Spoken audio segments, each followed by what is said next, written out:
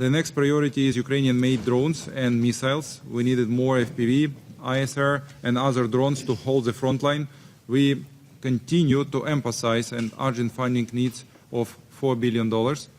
In 2026, we will be able to build up to 10 million drones if partners commit the necessary funding. I would also like to add a few words on our overall defense needs for 2026. We estimate them at $120 billion. Ukraine will cover half, 60 billion, from our national resources. We are asking partners to join us in covering the other half. Dear Boris, dear John, dear Pete, dear Mark, distinguished colleagues, friends, I'm grateful to all of you for being here today again and for staying with Ukraine through every challenge of this long and difficult war. Thank you. This is already the 31st meeting of the Ukraine Defense Contact Group, and I thank you for such unity. Ukraine never wanted this war. We want peace, real peace, based on justice and international law. We appreciate all efforts or personal efforts of President Trump to bring Russia to the peace negotiations, but Russia still believes it can gain more influence with bombs. Every night our cities are under attack. That's why we need truly strong global pressure in response to Russia's choice to keep the war going. This brings me to key priorities for 2025 and 2026. Let me focus on the three main pillars: Pearl, Ukrainian-made drones and missiles, as well as extended-range artillery ammunition. And there is one very important issue, long-range missiles, which our partners have. The name of these missiles everyone knows, absolutely widely known.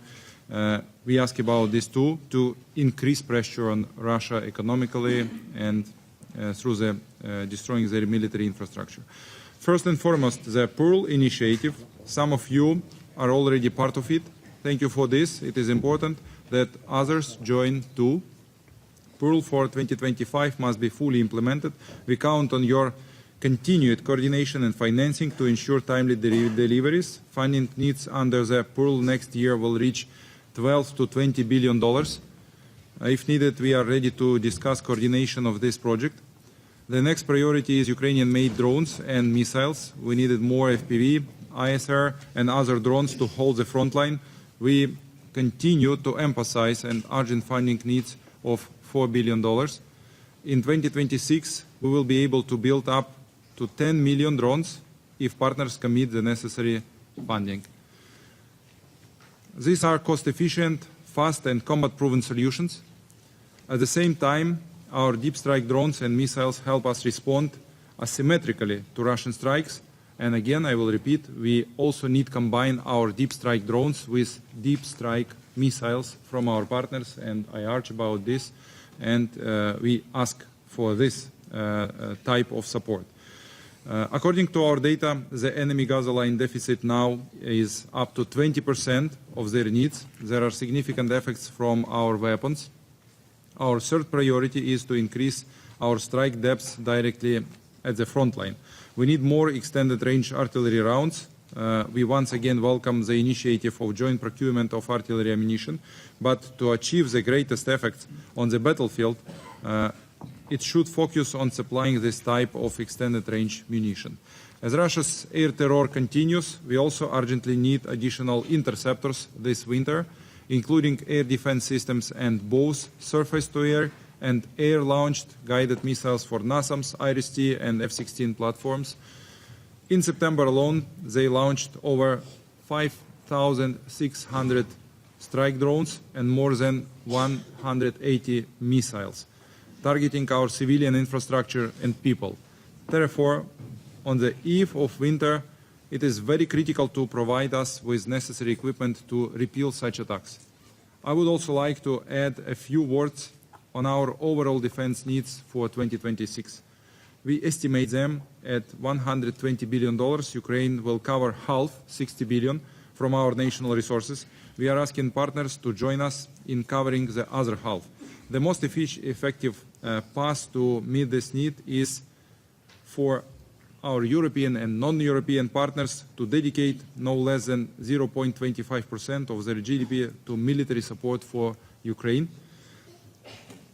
if the $60 billion target is out of reach for Europe, for non-European partners, then the only remaining solution is a loan backed by frozen Russian assets, so it can be used to fund Ukraine's armed forces and their requirements.